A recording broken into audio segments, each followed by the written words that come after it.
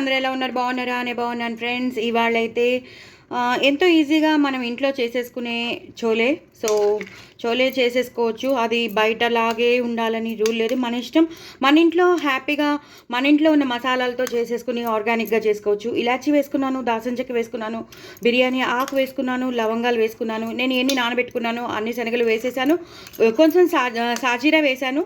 సాజీరాతో పాటు ఇప్పుడు ఈ శనగలు వేసేసి నీళ్లు పోసేసి పసుపు వేసేసి ఉడకబెట్టేస్తున్నాను. సో ఇప్పుడు ఇది ఉడికిపోయాక నెక్స్ట్ ప్రొసీజర్ ఏంటో మనం చూసేద్దాం. చూసారు కదండి, నేను ప్యాన్ పెట్టేసుకున్నాను. శనగలన్నీ బాగా ఉడికిపోయాయి. శనగల్లో ఏం వేసానో మీరు చూసేసారు ఇందాక. సో ఇప్పుడైతే ప్యాన్ పెట్టేసుకున్నాను. ప్యాన్లో ప్రెషర్ ప్యాన్లో నేను నూనె వేసుకున్నాను, తగినంత నూనె. సాజీరా వేసాను, ఒక ఇలాచీ వేసాను, 2, 3, 4, 5 మన లవంగాలు వేసేసాను. పడితే కొన్ని 2, 3 మిరియాలు పడచ్చు.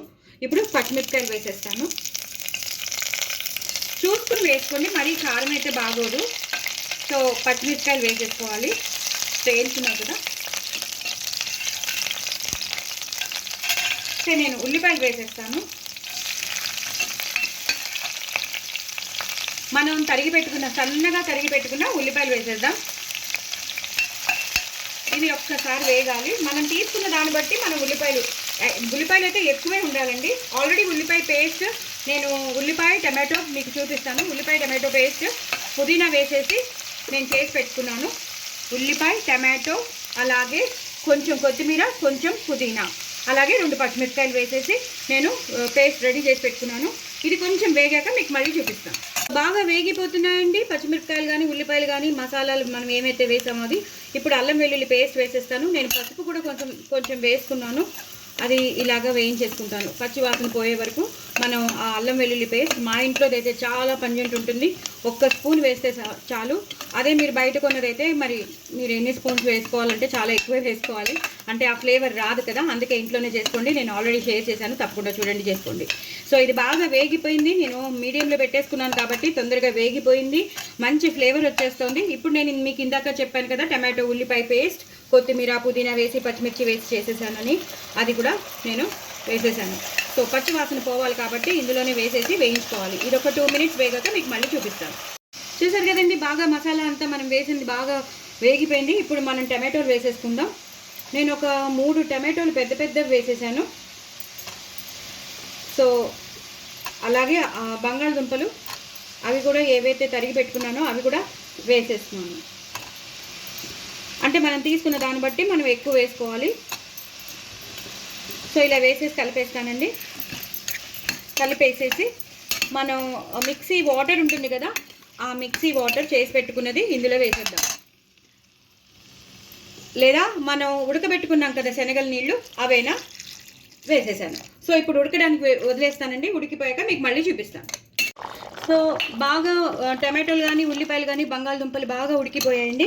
ఇప్పుడు నేనేం చేస్తానంటే కొన్ని శనగల్లో ఉంచుకోవాలి, కొన్ని శనగల్ని ఇలాగా మనం పేస్ట్ చేసేసి పెట్టేసుకోవాలి.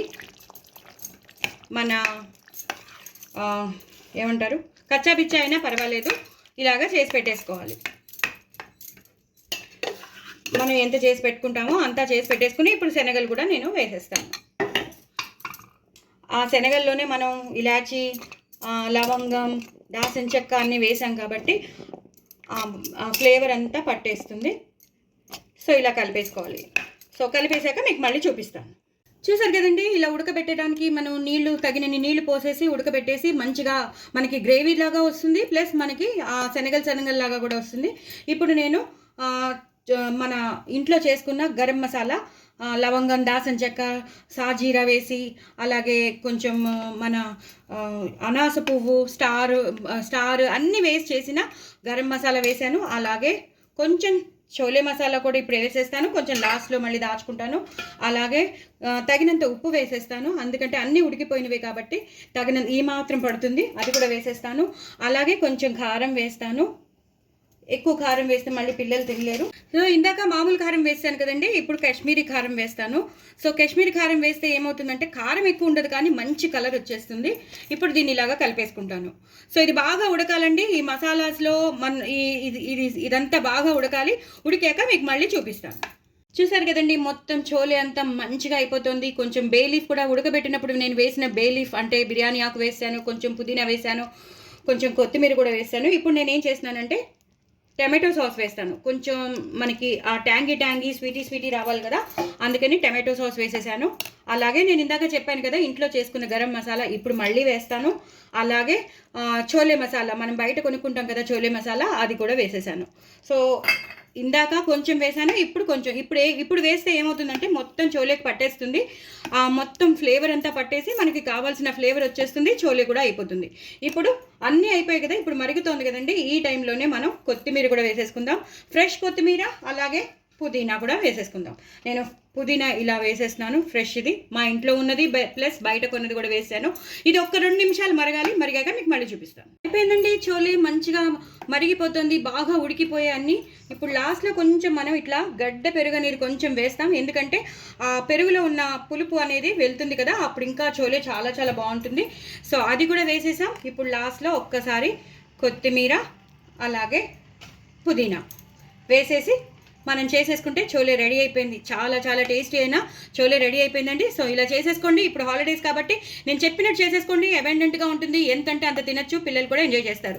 సో హాలిడేస్ కాబట్టి చేసి పెట్టండి, పిల్లలు పెద్దలు అందరూ పూరీలు తెచ్చుకుని పూరీలు చేసుకుని తినండి, చాలా చాలా బాగుంటుంది. చోలే భటోరే కూడా ఫేమస్ కదా, సో అలా చేసుకుని తినేసేయండి. నా ఛానల్ మాత్రం సబ్స్క్రైబ్ చేసుకోవడం అసలు మర్చిపోదు. బాయ్ అండి.